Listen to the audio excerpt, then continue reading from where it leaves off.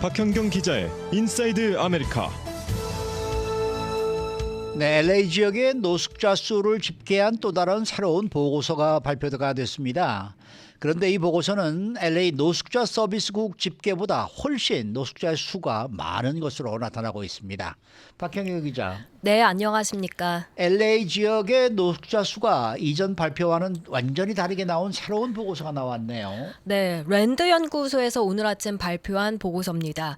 랜드 연구소라고 하면 미 대표적인 띵크탱크 중 하나인데요. 그렇죠. 랜드 연구소가 발표한 보고서 내용은 LA에서 가장 많이 인용하는 그 LA 노숙자 서비스국 집계와는 큰 차이가 있는 것으로 나타났습니다. 네. 자, 그러면은 랜드 연구소의 내용을 보기 전에 그 전에 먼저 LA 노숙자 서비스국이 집계를 한 거 그 내용은 어떤 건지 먼저 알아볼까요? 네, LA 노숙자 서비스국은 팬데믹 이전 2년 동안 이 노숙자 수가 거의 23% 급증했고 팬데믹 기간에는 이제 조사를 못하다가 작년에 조사를 다시 해본 결과 네. 팬데믹 2년 동안 약 5% 정도 추가됐다고 발표를 했었습니다. 예.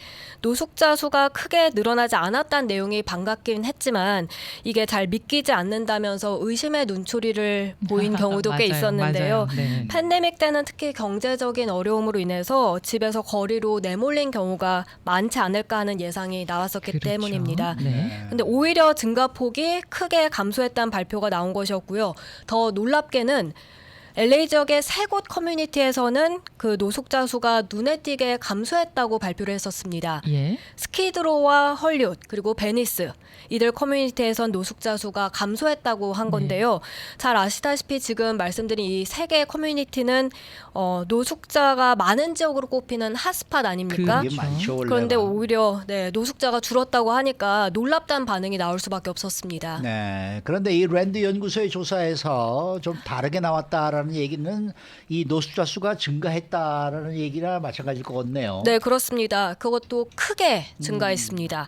지난 한 해 동안 스키드로 지역은 13%, 헐리우드 지역은 14%, 그리고 베니스는 무려 32%나 노숙자 수가 급격하게 늘어난 것으로 나타났고요. 이걸 이제 평균으로 따져보면 18%가 증가한 겁니다.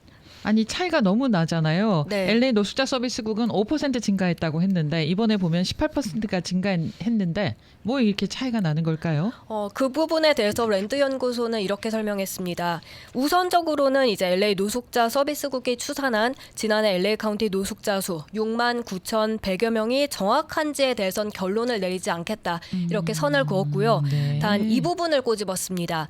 LA 노숙자 서비스국은 사흘에 걸쳐서 노숙자 전수조사를 실시합니다. 사흘 동안만. 네.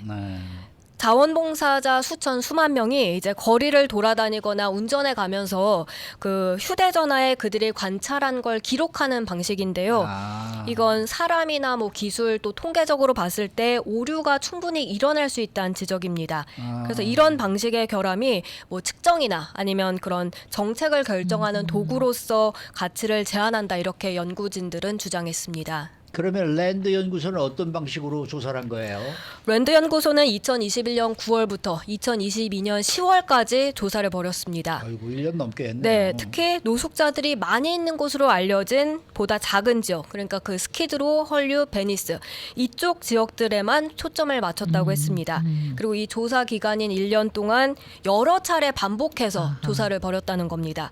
조사 비용만 26만 달러에 달했다 하고요. 예. 이로써 단 한 차례, 사흘 동안 한 차례만 그렇게 조사를 벌인 것에서는 얻을 수 없는 통찰을 여기 랜드 연구소 조사에선 얻을 수 있었다고 평가했습니다. 네. 또 이 랜드 연구소가 그런 차이를 나타내는 구체적인 예시도 들었는데요. 어떤 내용입니까? 지난해 6월 베니스 지역에선 이 센테니얼 파크에 있는 노숙자 텐트촌 철거 작업이 사흘에 걸쳐 벌어졌고요. 예. 그 한 달 뒤인 7월에 노숙자 수를 집계해 보니까 13%가 줄어든 걸로 나왔다고 해요. 네. 이 감소는 그곳에 뭐 자동차, RV, 뭐 밴 차량 이런 거는 그대로 유지가 됐지만 예. 텐트 그리고 임시 쉘터 이런 것들이 적어지면서 나타난 건데요. 그런데 7월 말에 다시 조사를 해보니까 예. 노숙자 수가 그 이전 수준으로 다시 많아진 걸로 나왔습니다. 그러니까 사실 그렇게 줄었다고 보기가 어려운 거죠. 네. 그래서 이런 정보는 캐런 베스 LA 시장의 클린업 프로그램이나 아니면 LA 시정부의 반 캠핑 조례 같은 그런 정책을 세울 때 좀 더 가치 있지 않나 중요한 점이라고 랜드 연구소 측은 강조했습니다. 네. 사실 우리가 한인타운을 돌아보더라도 지난 2, 3년 동안에 노숙자가 늘어나기를 했지 줄어들었다고는 생각을 안 하거든요. 그럼요. 그럼요. 그러니까 네. 분명히 뭐 몇 퍼센트가 늘어났느냐가 이 주요 포인트지 뭐 줄었습니다. 이건 도대체 믿을 수가 없는 그러한 상황이었었는데 이번에 아주 좀 속시원히 좀 발표가 되네요. 네, 그렇죠. 자, 그런가 하면 이번 랜드조사서 연구소에서 이 노숙자들의 거주시설 해결책에 관해서도 조금 더 도움이 될 만한 자료가 나왔다는데요. 네, 이번 조사에서 전체 응답자 80% 이상 노숙자들은 사생활이 보호되는 한 호텔, 모텔, 또 쉘터 이런 영구적인 지원 거주지 제공을 받아들일 의향이 있는 것으로 나타났습니다. 예. 그렇지만 여러 명이 함께 생활해야 하는 그런 그룹 쉘터 거기에 들어가겠다는 응답은 30%뿐이었고요.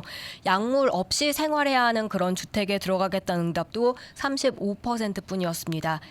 쉘터에 입주하는 걸 가장 꺼리는 큰 이유는요. 프라이버시가 부족해서라는 응답 40%, 또 안전이 우려된다는 응답 35% 순이었는데요. 예. 하지만 가장 그 노숙자 관련 해결책으로 많은 지지를 얻지 못한 것으로 보였던 두 개 형태의 거주지가 이번에 예상 외로 괜찮다는 그런 평가를 얻기도 했습니다.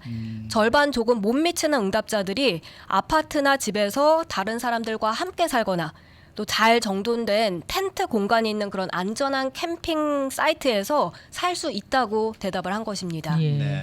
그리고 또 한 가지는 그 랜드 연구소 조사 결과 LA 노숙자 서비스국이 지속적으로 보고한 내용하고 일치하는 부분도 있다고 하는데 그건 또 어떤 부분입니까? 네, 노숙자들은 성별로 봤을 때 주로 남성들이 많았고 예. 또 인종별로는 그 불균형적으로 흑인들이 많았다는 내용입니다.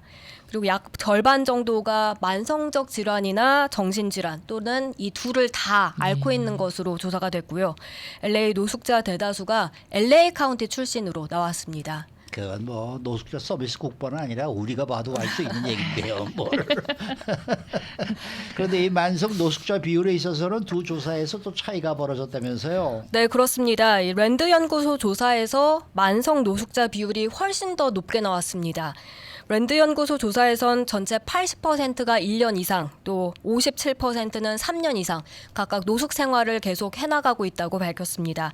그런데 LA 노숙자 서비스국 조사에서는 1년 동안 계속해서 노숙 생활을 했거나 아니면 3년 동안 봤을 때 1년 이상 노숙 기간이 1년 이상 된 경우를 이제 만성 노숙자로 봤는데요. 네. 스키드로, 헐리우드, 베니스 이 세 개 지역에서 만성 노숙자는 약 50%였습니다. LA 지역에서의 노숙자 실태 조사가 지금 계속 하고 있나요? 아니면 안 하고 있나요? LA 노숙자 서비스국이 지난 24일부터 다시 시작을 했습니다. 예. 그래서 오늘까지 사흘 동안 또 이 조사를 벌이는데요. 그러니까 오늘이 마지막 날입니다. 오늘은 사우스 LA 비롯해서 도심 지역 엔텔로펠리 여기서 조사가 이루어지게 되고요. LA 한인타운도 오늘 이 조사를 받을 것으로 보여집니다. 근데 이제 지금 실시가 되는 이 노숙자 실태 조사를 담당하는 곳은 좀 당황스럽겠네요. 이런 것이 미리 발표가 돼가지고 말이죠.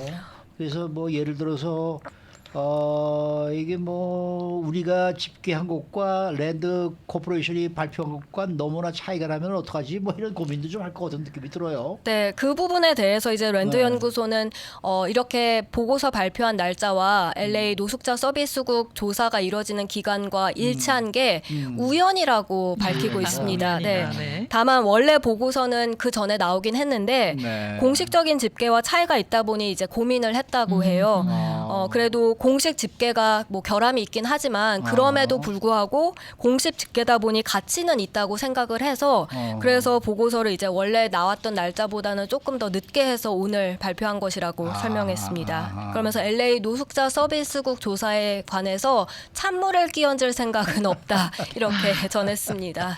네. 그 조사 내용 가운데요. 그 만성적인 질환이나 정신 질환 또는 둘 다를 앓는 그런 퍼센테이지가 50%라고 했단 말입니다. 네. 이 부분이 우리 주민들이 굉장히 불안해하는 부분이에요. 노숙하시는 분들에게 측은지심이 없는 게 아니라 이런 정신질환이나 이런 것들 때문에 우리가 굉장히 위험한 일을 당할 수도 그렇죠. 있기 때문에 네. 이 부분 때문에라도 잘 좀 됐으면 좋겠습니다. 글쎄 말입니다. 저는 오늘 지금 이 코스코를 가야 될 지금 상황이 되어 있는데 네. 이렇게 사람들 많이 모인 데 가야 되는가. 네. 이거 참 아, 은근히 총기 한쪽으로는 때문에. 말이죠. 네. 걱정이 좀 되기도 하고 말이에요. 네, 네. 제가 미국 살면서 이렇게까지 이런 걸로 걱정을 해본 적은 없는데 요새 정말 새로운 고민거리가 생겼다는 점이 이게 아주 좀 마음에 좀 안 듭니다. 그렇습니다. 솔직히 말씀드려서. 그리고 앞서 박경영 기자가 보도한 내용 가운데 그 쓰레기차가 노숙자를 치워가지고 사망했다는 소식 전해 주셨잖아요. 제가 예전에 아파트 주차장에서 나오는데 주차장 바로 그 맞닿은 곳에서 노숙자가 잠을 자고 있었는데요. 깜깜하잖아요. 새벽에 나오니까 네, 그렇죠. 잘 안 보였던 거예요. 게다가 종이 판자를 몸에 얹고 있어가지고 저는 처음에 그냥 골판지가 떨어져 있는 건 줄 알았어요. 그렇게 가는데 사람 발이 보이는 거예요. 깜짝 놀라서 브레이크를 밟았던 그 기억이 있어가지고 맞아요. 항상 길을 다니면 그런 부분들은 지금도 잘 지켜보면서 다니거든요. 그래서 네. 우리 청취자분들도 그런 부분을 잘 보고 운전하시면 좀 도움이 되지 않을까 싶습니다. 항상 조심 하셔야 되겠습니다. 네. 그러게요. 수고 많으셨습니다. 네, 고맙습니다. 박현경 기자였습니다.